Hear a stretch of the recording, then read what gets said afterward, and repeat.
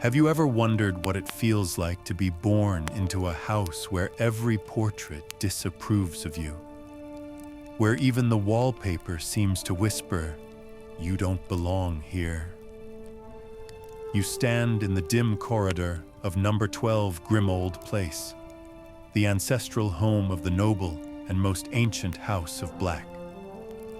The air smells of dust and old secrets, of candles burned too long and generations of pride hardened into stone. It's the 1960s in London. Though the house feels centuries older, a relic sealed away from time. You can almost hear the scratch of quills in the study, where family trees are rewritten to erase shame, and the echoes of arguments that never truly end. Sirius Black is just a boy here, wild-eyed, clever, already restless.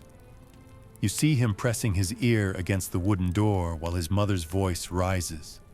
Another lecture about purity, bloodlines, and the disgrace of compassion. He's only 11, but he already knows he wants out. So before you get comfortable, take a moment to like the video and subscribe, but only if you genuinely enjoy what I do here. He sneaks glances at the outside world, at muggle buses and laughter in the streets, at the way freedom smells different when it's forbidden. Even now he feels the family's cold gaze, their motto, toujours peur, burned into the silver plates, the furniture, the very bones of the house. It's a phrase that should mean pride, but to him, it feels like a curse. You might find it strange that in this grand old family, full of charm and legacy, there's no joy, only lineage and expectation. But that's the truth of it. Magic doesn't guarantee happiness. You can't cast a spell to change a heart steeped in fear. Historians argue over whether the Blacks were the last stronghold of pure wizarding ideals, or simply a family clinging to power as the world evolved without them. Either way, Sirius grows up surrounded by reminders of who he's supposed to be, and every reminder only makes him more certain that he'll become the opposite. There's a curious footnote in the history of wizarding families. Purebloods often claim to value honor above all, yet their biggest scandals came from their own rebellions. One distant cousin joined the Muggle circus, another eloped with a squib, but none would rebel as spectacularly as Sirius. You can almost hear his laughter, sharp, bright, defiant, bouncing off the dark wallpaper. He collects bits of rebellion the way other children collect chocolate frog cards. A Muggle comic here, a rude joke there, a forbidden friendship waiting just beyond the doorstep. And when that Hogwarts letter arrives, written in emerald ink, it's not an invitation. It's an escape plan. You picture him packing quietly in the dark, his trunk half full and his heart entirely made up. He's not afraid of the unknown. He's afraid of staying. There's an odd tenderness in imagining him at King's Cross Station, standing beside his parents in their formal robes while his eyes wander to the scarlet steam engine. You can almost see the spark, the moment when rebellion becomes identity. Few wizards in history were ever so shaped by the family they rejected. Some scholars like to debate whether Sirius's defiance was nature or nurture. Was he born a rebel? Or did the Blacks create their own undoing by trying to smother his spirit? It's an open question, and one that history, in all its dusty archives, can't quite answer. But for now, you only need to know this. As the train pulls away, the boy who will one day be called both murderer and hero smiles for the first time in years. His reflection in the window looks free, and maybe, just maybe, a little dangerous. I'm really curious, from which part of the world are you watching this video? Write your country in the comments. Let's see how far this little story has traveled. Now dim the lights, maybe turn on a fan for that soft background hum, and let's ease into tonight's journey together. The castle looms before you like a dream stitched together from stone and starlight, its towers reaching into a fog-draped sky that smells faintly of rain and roasted pumpkin. You walk beside Sirius as he steps through the massive oak doors of Hogwarts for the first time, his eyes darting everywhere, at the floating candles, the long tables filled with nervous laughter, and the ghosts gliding lazily overhead. He's 11, but he carries the swagger of someone twice his age, the kind that comes from defying expectations before he's even earned his wand. When the sorting hat touches his head, it barely grazes his hair before shouting, "Gryffindor," loud enough to make the Slytherin table scowl in unison. For the first time, Sirius feels something strange, belonging. Not because of his bloodline, but in spite of it. Gryffindor's table greets him with cheers, and beside him sits a lanky boy with messy black hair and a grin too big for his face, James Potter. Within minutes, they're laughing like they've known each other forever, comparing family tragedies and broomstick dreams. A friendship is born that will echo across time like a spell no one can undo. Hogwarts becomes their playground, their refuge, their rebellion. The teachers whisper that Sirius Black has more talent than discipline, more fire than focus, and more opinions than homework completed. He smirks at that, because they're right. You trail behind him through candlelit corridors, watching him learn the art of charm and chaos. His professors see promise. His mother sends howlers. Somewhere between detentions and midnight adventures, Sirius discovers that mischief can be both weapon and armor. The Marauders form slowly, like a secret blooming in the shadows. James, Remus, Peter, and Sirius. 4 boys with more imagination than sense, bound by a shared hunger to make life extraordinary. Together, they create maps that reveal secrets no one else should know and find ways to bend every rule Hogwarts ever wrote. But under the laughter, there's a faint pulse of melancholy. Each of them carries something heavy. Remus hides a monthly curse. Peter hides insecurity. James hides arrogance. And Sirius hides pain that no charm can erase. You might think Hogwarts is all butterbeer and broomsticks, but truthfully, it's more like a mirror. It shows who you really are. Historical records from the early 1970s suggest the wizarding world was already trembling with change. Dark rumors were seeping through even the castle's thick walls. Some say Dumbledore kept a quiet watch on the Marauders, seeing in them both hope and danger. It's hard to say where youthful rebellion ends and destiny begins, but in Sirius's case, the two were always the same thing. A curious little tidbit from magical history. One of Sirius's early detentions came from enchanting the suits of armor to sing Muggle rock songs during breakfast. A scandalous display of rhythm, as McGonagall called it. He took the punishment proudly. Every scrape with authority only made him more determined to define himself.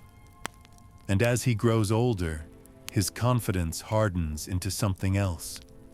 Defiance that borders on prophecy. You catch glimpses of him late at night, sitting on the astronomy tower, tracing constellations that share his name. "I was named after a star," he whispers once. And stars burn brightest when they're dying. You can almost feel the chill of the wind brushing his hair as he says it, unaware of how true it will become. Some scholars debate whether Sirius's time at Hogwarts was his happiest or most dangerous, the beginning of greatness or the start of tragedy. But if you asked him, he'd probably shrug and say it was both. Because for all his laughter, he already knows that happiness comes with a price, and that love, like magic, always leaves a scar. Somewhere deep in the castle, a clock chimes midnight, and you can almost hear the faint scratching of a map being drawn in secret. A map that will one day lead him to both freedom and ruin. You follow Sirius through the hallowed halls of Hogwarts as the Marauder's reign of mischief blooms like wild ivy across the castle walls. Every corridor hums with possibility. The echo of running footsteps, the soft swish of cloaks, the occasional sneeze from a startled ghost. Sirius, James, Peter, and Remus become legends in their own time, leaving enchanted footprints that shift direction, hidden doors that open only when you tap the right pattern, and ceiling tiles that play snippets of forgotten songs. You can practically smell the thrill in the air, like the tang of freshly sharpened quills mixed with the faint smoke of a misfired spell. The Marauder's map becomes an extension of their will, a secret only they can wield, and you feel the thrill of peeking over their shoulders as they chart the movements of professors, prefects, and rival students alike. Sirius thrives here, his laughter echoing down stone corridors, his eyes always twinkling with the promise of the next escapade. It's not just rebellion, it's a carefully orchestrated symphony of chaos, a performance that leaves everyone guessing, including the teachers. And yet, beneath all the laughter, there's a sense of purpose. These aren't mere pranks. They're a rehearsal for freedom, for survival, for leaving a mark that no rigid system can erase. You notice how he moves differently from other students, the way he can slip through shadows or appear just where he wants, always a step ahead of trouble. Hogwarts, for all its grandeur, becomes a stage for this four-headed band of cleverness and audacity. But not all is light. You sense the cracks in their armor. Remus disappears every month. Peter hides in corners too small for comfort. James wrestles with expectations that could crush him. And Sirius, the wildest, bears the weight of knowing he'll never truly fit in with his family again. This duality of freedom and constraint seeps into every prank, every spell, every whispered joke. One historian notes that Hogwarts in the late 1960s was both haven and incubator, producing not just wizards but legends. Another scholar debates whether Sirius's mischief was harmless fun or early evidence of the recklessness that would later haunt him. There's a quirky footnote, too. A professor once found a cauldron mysteriously filled with Muggle candy, which exploded into sparks shaped like little dancing skeletons. The work of Sirius, of course, leaving the teacher both horrified and secretly amused. You can imagine him, late at night, staring out a tower window, wand in hand, dreaming of adventures beyond the castle walls, feeling the wind whisper secrets that Hogwarts itself refuses to speak aloud. And yet, for all this chaos, for all this laughter, there's loyalty woven tightly into every action, a bond between four boys stronger than any enchantment. You can almost hear the echoes of their combined voices across the years. Jokes that would one day be remembered in hushed tones, schemes that would be told in awe, and a friendship that would shape the destiny of the wizarding world. It's intoxicating, watching them bend the rules not just for fun, but to assert who they truly are. Each prank a declaration that no tradition, no matter how old, can define them. And as you trail Sirius up the winding stairs toward the astronomy tower, you realize this. Hogwarts is not just a school, it's a crucible, and these four boys are being forged into something unforgettable, a constellation of mischief, courage, and heart. Somewhere deep in the stonework, you feel the pulse of history itself, curious whether these antics will be remembered fondly or feared, and you realize somehow it doesn't matter. The legend has already begun. The air grows heavier now, thick with whispers of change as the first Wizarding War edges closer, and you walk beside Sirius, sensing the tension beneath every joke, every flick of his wand. Hogwarts remains a sanctuary, but outside the castle walls, fear coils like smoke around every corner, in the alleys of Godric's Hollow, in the whispers of Ministry halls, in the newspapers that scream of disappearances and dark wizards. You watch him laugh with James, Remus, and Peter, yet there's a new hardness in his eyes, a recognition that even friendship cannot shield you from the gathering storm. Love enters his life quietly, in small moments that the marauders hardly notice. A shared smile with a clever girl in potions, a subtle glance that says more than words, a fleeting warmth against the chill of uncertainty. Yet betrayal lurks close, as inevitable as winter following autumn. You feel it in the tension of letters intercepted, in rumors that twist truth into accusation, in the way his parents' house seems even colder than before. Sirius discovers that loyalty is a blade with two edges. It binds you to those you cherish, yet cuts you when suspicion takes root. One evening, you see him pacing the astronomy tower, the wind whipping around him, listening to the faint cries of owls and distant thunder. He considers the choices of the wizarding world: to fight or to flee, to hide or to act. Historical records remind you that the 1970s were a time of unprecedented upheaval, with alliances forming in shadows and friendships tested by ideology. While scholars debate whether Sirius's defiance was youthful impetuousness or the makings of a strategic mind, there's a quirky detail worth noting. He once enchanted a broom to sweep an entire classroom in a single swoop while reciting lines from an old Muggle poem backward, just to see if anyone would notice. It became a legendary story whispered in every Gryffindor dormitory. And so, the war begins to shape him, molding a boy of mischief into a man forced to choose between love and duty, between laughter and survival. You sense every prank, every daring escape from rules, now carries the weight of life beyond Hogwarts. The stakes no longer confined to detention or detention notices.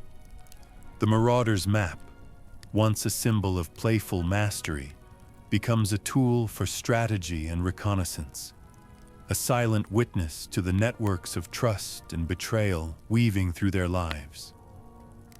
You see how Sirius steps into this tension, learning to read people, to anticipate moves, to navigate loyalties that shift like quicksilver. He grows increasingly protective of those he loves, understanding that a misstep could cost more than a bruised ego. It could cost lives.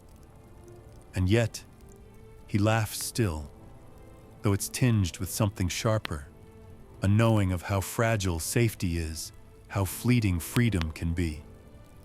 You notice his gaze linger on Harry's future, though Harry is still years away, because instinct and prophecy often intertwine in mysterious ways.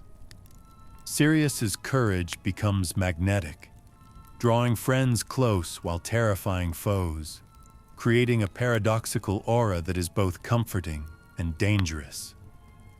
Some scholars debate whether this period of love and loyalty was his most formative, or simply the calm before inevitable tragedy. And perhaps the truth lies somewhere in the shadows, in moments too subtle to fully record. You imagine him, standing under the stars, feeling the cool wind against his face, the smell of rain on stone, the faint hum of Hogwarts around him, and realize that even in fear, even on the cusp of war, Sirius Black carries something unbreakable: hope wrapped in rebellion, love wrapped in defiance, a heart that refuses to yield entirely to darkness. The explosion comes suddenly, a thunderclap that shatters everything you thought you knew about loyalty and fate. And you stand beside Sirius as the world tilts beneath him. You feel the heat of betrayal even before you understand it, like a cold hand clutching your chest, because what was supposed to be a simple mission to catch dark wizards has turned into a labyrinth of deception. One name, whispered with venom, becomes a curse repeated across the wizarding world. Sirius Black, murderer of 13 innocents. You can almost hear the gasps in Diagon Alley, the furrowed brows in ministry offices, the whispering portraits in Grimold Place. He doesn't run because he's guilty.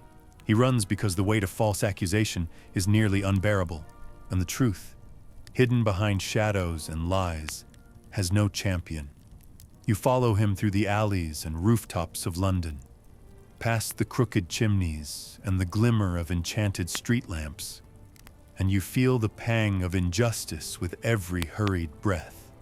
Sirius's mind races, each memory a map of betrayal, each step a strategy to survive the world that has turned against him. Historians later debate whether the betrayal was entirely Peter Pettigrew's doing, or if a chain of negligence and rumor amplified the accusation, leaving Sirius trapped by circumstance as much as by malice. One quirky note lingers in magical archives. On the night of the fall, he left behind a single, perfectly polished silver pocket mirror in his room, reflecting not vanity, but a message only he could understand.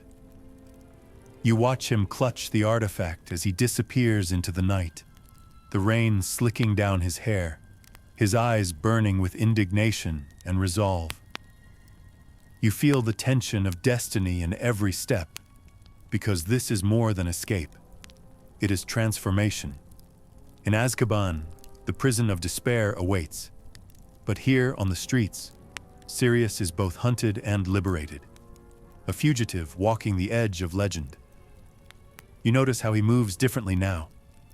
Each alley a potential trap, each shadow both friend and foe, learning instincts that no classroom can teach. And as he pauses to glance at the moon, silver against black clouds, you realize that he understands something crucial. Innocence matters less than survival, yet defiance can keep the heart alive. There's a mainstream historical fact that resonates here. The ministry's rush to judgment has precedent, echoing the trials of earlier centuries where fear outpaced evidence. And yet scholars continue to debate whether Sirius's escape was a triumph of cunning or a harbinger of tragedy. The rain hisses against the cobblestones as he vanishes into the night, leaving only faint footprints and a whisper of rebellion behind. And in this moment, you sense that everything has changed. Friendship, loyalty, family, and even love will now be tested against a world that assumes him guilty. He doesn't cry, doesn't plead, because he knows no one can hear him. He runs, because that is all left. And as the cityscape swallows him, you understand that this is the point where the boy of Grimold Place becomes the mythic figure the wizarding world will never forget. A shadow running not from justice, but from the terrifying blindness of fear itself. You step into the frozen corridors of Azkaban alongside Sirius, where the air smells of damp stone and despair, and every echo feels like a whisper of the world he's lost. Time stretches thin here. Days bleed into nights, and the Dementors glide silently, feeding on every memory of warmth, every flicker of hope. You can almost hear the rattling chains of the prisoners, the faint scrape of despair against stone, and the cold pulse of magic that seems to suck light from the walls. Sirius clings to one truth above all. He is innocent. Yet innocence means little when the world prefers stories over facts. You sense the subtle rhythm of his thoughts, pacing faster than his body ever could, weaving plans that might never see daylight, feeling the weight of betrayal pressing against his chest. He recalls Hogwarts with aching clarity, the Marauder's laughter, the Marauder's map, James's grin, and Remus's quiet steadiness. Every memory a lifeline in the suffocating darkness. You notice how his defiance shifts here, transforming into cunning patience, each heartbeat a silent act of rebellion. Scholars debate endlessly whether Azkaban is a prison of the body or of the mind.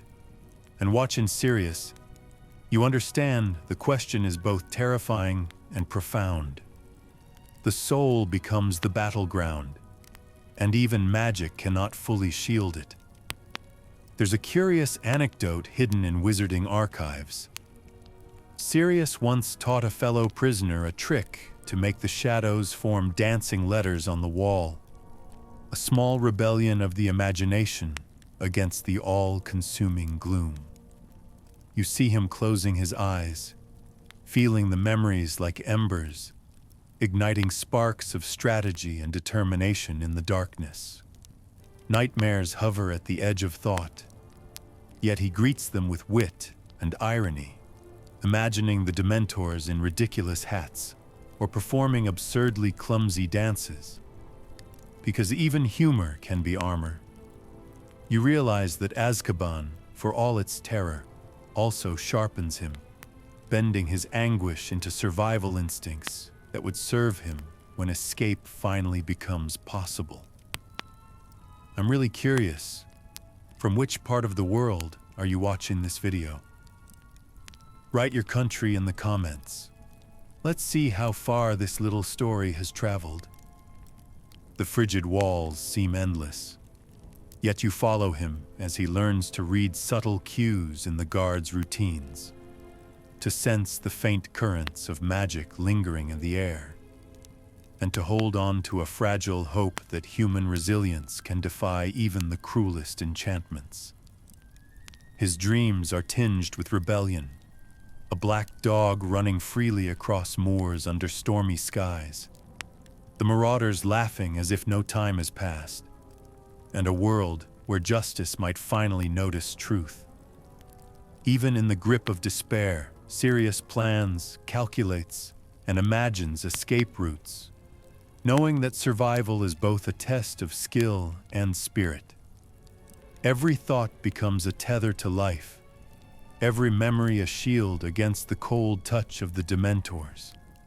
And when you look closer, you realize that the boy who once fled Grimmauld Place now exists as something more, something untouchable in the shadows, a creature of defiance, a legend forming quietly in Azkaban's darkest hour. He waits, he plans, and you can almost feel the tremor of impending freedom brushing against the walls, like the faintest wind hinting at dawn beyond a prison that was never meant to be conquered. You feel the pulse of anticipation as Sirius Black begins to transform, slipping into the shadows with the silent grace of a predator, yet carrying the weight of years stolen by false imprisonment. The Azkaban guards, accustomed to despair, barely notice him at first, though his black dog form, once a whispered legend in Hogwarts corridors, gives him an otherworldly advantage. You sense the eerie freedom in this shape, the way he melts into alleyways, scaling walls and disappearing into fog, leaving only the faintest shimmer of magic behind. His mind sharpens with every passing day, every observation of human behavior, every subtle slip of magical security, and you watch as patience becomes a weapon as deadly as any spell. Historical accounts tell us that few have ever escaped Azkaban. Yet Sirius not only plans, but executes with a mix of cunning and luck that borders on the impossible, prompting scholars to debate whether he was guided by instinct, intellect, or some subtle enchantment. You follow him across rain-slicked rooftops, feeling the spray of puddles and the chill of wind biting through his hair, imagining him both monstrous and miraculous in the eyes of those who hunt him.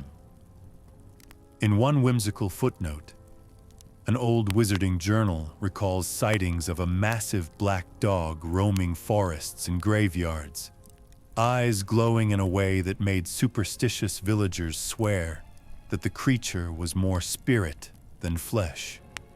Yet Sirius remains tethered to humanity, to the friends he lost, and the injustices he suffered. And you notice the duality of his existence: a fugitive to the world, a protector to those he loves. You sense his joy in small rebellions, like slipping into a village unnoticed to leave enchanted messages, or quietly aiding innocents while remaining unseen. Freedom, when finally tasted, is intoxicating yet fragile, a mixture of adrenaline and the quiet understanding that every step could be the last. You see him pausing under the moonlight, the city stretching beneath him, and for a fleeting moment, he allows himself a grin that feels both defiant and triumphant, as if telling the world, "I am not yours to claim." There's a debate in magical circles about the ethics of his escape, whether it was pure self-preservation or an early, unmeasured form of justice-seeking. You sense that Sirius doesn't care for debate, only for survival and the righting of personal wrongs. As he moves through the night, you almost feel the thrill of wind against fur, the taste of rain on the tongue, the electric pulse of a city unaware that its legend is slipping quietly across rooftops. Every leap from one rooftop to another, every silent landing in the shadows, carries the weight of hope and vengeance intertwined. And somewhere deep inside, Sirius knows that this freedom, hard-earned and perilous, is only the beginning, a prelude to reuniting with the few he truly considers family, to reclaim laughter, mentorship, and the small miracles of human connection that Azkaban sought to strip away. You follow him as he pauses to look back at the distant prison, its cold stones bathed in moonlight, and you realize that what you're witnessing is a metamorphosis. The boy of Grimmauld Place has become something both feared and revered, a legend who runs not just from death, but toward destiny. You trail Sirius through the quiet streets of London, the fog curling around his feet like a protective cloak, as he edges closer to the life that awaits beyond Azkaban's shadow. Reunited with Harry, you sense the mixture of awe and relief in every moment, a godfather's presence that is at once playful, protective, and tinged with the bitterness of loss. The house at 12 Grimmauld Place breathes around them, silent yet filled with the ghosts of family grudges, and Sirius moves through it with the confidence of someone reclaiming territory, both physical and emotional. You notice the small rituals, the way he tends to the kitchen, the careful arrangement of books and artifacts, the subtle magic that makes the home welcoming yet secretive, all hints of a man trying to create order from decades of chaos. Historical accounts confirm that after his escape, Sirius took extraordinary measures to shield Harry, using both cunning and charm to keep enemies at bay, while scholars continue to debate whether his methods were heroic strategy or reckless endangerment. You sense the thrill in his teaching moments, the way he whispers stories of Hogwarts and the Marauders, instilling courage in a boy who has lost so much, sprinkling humor amid cautionary advice. There's a quirky footnote in one archive. Sirius once enchanted a teapot to sing warnings in the voice of a deceased house elf, delighting Harry while simultaneously keeping intruders alert, a blend of mischief and genius. You notice the evolution in him, The wildness is tempered by love, the recklessness by responsibility, and yet every glance, every jest, carries a flicker of that old, untamed energy. He takes Harry on clandestine trips through the city, teaching him stealth, trust, and loyalty. And you feel the layers of mentorship building into something magical, almost sacred. The tension of fugitive life is palpable. Every creaking floorboard, every flicker of candlelight could reveal their presence to a world still hunting Sirius. Yet he meets each moment with a grin, a joke, a flick of the wand, proving that courage can be both audacious and quiet. You almost hear the echoes of the marauders laughing somewhere in the back of his mind, guiding him, reminding him of who he is. And you realize that legacy isn't just inherited, it's chosen. In quiet moments, you watch him reflect on mistakes, mourn lost friends, and navigate the treacherous waters of guardianship, understanding that his freedom comes with the relentless responsibility of protecting the boy who will carry the world's hope. His laughter, now tempered but no less sharp, rings through corridors and rooms, a reminder that even amidst chaos, love and family can be reclaimed. And when he stands by Harry, looking toward a horizon both dangerous and promising, you understand that this is the culmination of his long journey, not vengeance, not glory, but a defiant affirmation that love, like magic, cannot be imprisoned, and that the lessons of the past are the shields for the battles yet to come. The Department of Mysteries stretches before you like a labyrinth of glass and shadow, a place where whispers cling to every corridor and prophecies hang suspended in time. And you walk beside Sirius as he moves with a strange mixture of urgency and purpose. You feel the tension in his shoulders, the tightness of anticipation, the way his eyes flick constantly for both danger and opportunity. He knows this is a battle unlike any other, not just for magic, not just for power, but for truth, loyalty, and the fragile lives caught in between. The air hums with energy, a subtle vibration that makes every footstep feel both heavy and electric, and you sense that even the walls are watching, reflecting the chaos that has been building for years. You notice how he instructs Harry, shielding him while simultaneously pushing him to act, blending the roles of mentor, protector, and participant in the perilous dance. Historical records note that the Department of Mysteries was designed to test even the most powerful wizards, with rooms that manipulate time, space, and perception, while scholars debate whether the outcomes of these battles were shaped more by luck, skill, or sheer instinct. The clash unfolds in whispers and shouts, spells colliding with kinetic resonance, and you sense the immense emotional weight behind each movement: anger, grief, love, and the echo of friendships forged and lost. There's a quirky footnote in magical memoirs about Sirius.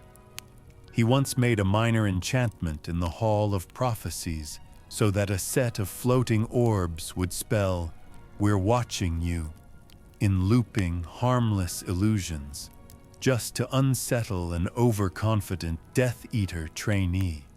You watch him move through the chaos with a blend of calculated risk and instinctive agility, laughter still flickering through moments of peril, a reminder that even at the edge of catastrophe, his spirit refuses to yield entirely. And then comes the veil, a curtain of shadow and mist suspended between life and whatever lies beyond. And you feel the pull, the sudden void that swallows sound and hope alike. Sirius steps forward, reaching for something, someone. Yet the moment fractures, and the world seems to tilt, to lose its edges. You sense Harry's shock, the frozen horror in his limbs, And yet, even in the silence that follows, there is a trace of defiance lingering in Sirius's final gesture. Scholars argue endlessly about what passes beyond the veil. Is it death, another plane of existence, or simply the unknown? Whatever the truth, the legend of Sirius Black only deepens here, crystallized in memory, in loyalty, in the echo of courage that refuses to vanish. You can almost hear the laughter of the marauders, faint and undying, mingling with the sigh of the department, reminding all who witness it that defiance, love, and the refusal to yield are the true measures of a life lived fully, even in the face of loss. And as you step back from the veil, you understand something crucial. Legends are not simply born. They are forged in the moments when choice and courage collide, leaving ripples that stretch far beyond the limits of any single lifetime. In the quiet aftermath, you follow the softened footsteps of Sirius Black through the empty rooms of 12 Grimold Place, sensing that the man who returns is not the boy who once fled Grimold Place, nor the shadow who escaped Azkaban, but a combination of every experience stitched together by laughter, loss, and love. You notice the subtle changes in his movements, the careful way he steps over thresholds, the gentle attention to objects once ignored, the flicker of nostalgia when his fingers brush over Marauder-era trinkets. He speaks little of the battles, the betrayals, or the tragic losses, yet you feel the weight carried silently in the tilt of his shoulders and the faraway glint in his eyes. Historical sources record that Sirius was a figure both feared and revered, and even decades later, debates linger over whether his actions were reckless heroism or calculated defiance. The ambiguity itself seems almost intentional, a reminder that life rarely fits neatly into black and white. You watch him interact with those he still calls family, with Harry learning lessons of love, courage, and freedom, and with small acts of kindness that ripple quietly through the lives of those around him. There's a curious, almost magical detail. In one quiet evening, he enchants a set of candlesticks to mimic the dance of the stars outside, a small indulgence that bridges grief and hope, reminding him and you that beauty can persist even after chaos. You sense the duality of his existence, a man who carries the shadows of the past, yet moves deliberately into the light, shaping moments of laughter and teaching the value of loyalty and defiance in equal measure. The house hums softly around him, filled with invisible threads of memory, the scent of old parchment, candle smoke, and the faint trace of aura training, blending history with the everyday. Scholars debate whether Sirius's greatest legacy was the freedom he embodied, the mentorship he offered, or the courage to love fiercely despite inevitable loss. Perhaps it is all three, interwoven like a spell whose incantation has yet to be fully understood. You notice him pausing by the window, gazing at the distant horizon where the moonlight glints off rooftops and rivers alike, a contemplative smile brushing his lips. There's no grand pronouncement, no final gesture. Rather, the quiet assurance that the man beyond the myth has chosen life, love, and laughter as his own magic. And as the night deepens, you feel a soft exhale settle over the house, a gentle reminder that even legends, even those who have walked through fire and shadow, return to moments of peace, to whispers of comfort, to the simple yet profound realization that courage and heart are what endure. Sirius Black, in all his complexity, teaches any observer that the true measure of a wizard or a person is not just in power or fame, but in the courage to be wholly, defiantly, unmistakably oneself, through laughter, love, rebellion, and loss. You linger a moment longer in his presence, feeling the warmth of legacy, the resonance of choices made, and the quiet magic of a life that refuses to be forgotten.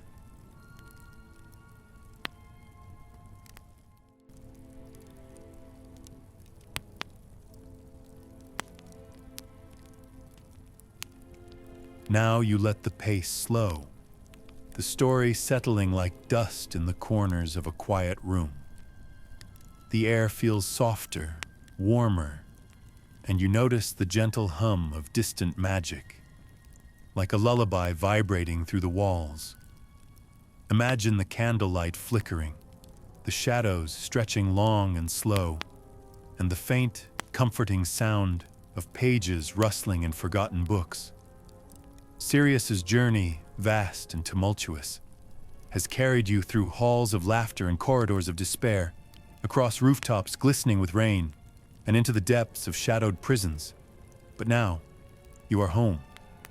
You feel the echo of his footsteps fade into quiet, the heartbeat of rebellion softened into calm reflection.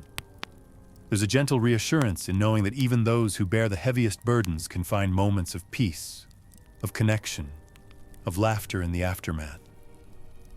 You sense the warmth of loyalty, the comfort of love, and the lingering thrill of defiance softened into memory, like embers glowing after a fire. The world outside moves on quietly, but within these walls, the legend of Sirius Black settles like a soft exhale, a story that lingers gently, wrapping around your thoughts without pressing too hard. You hear only the whisper of wind, the faint crackle of distant magic, and your own slow, rhythmic breathing as you sink deeper into this quiet reflection.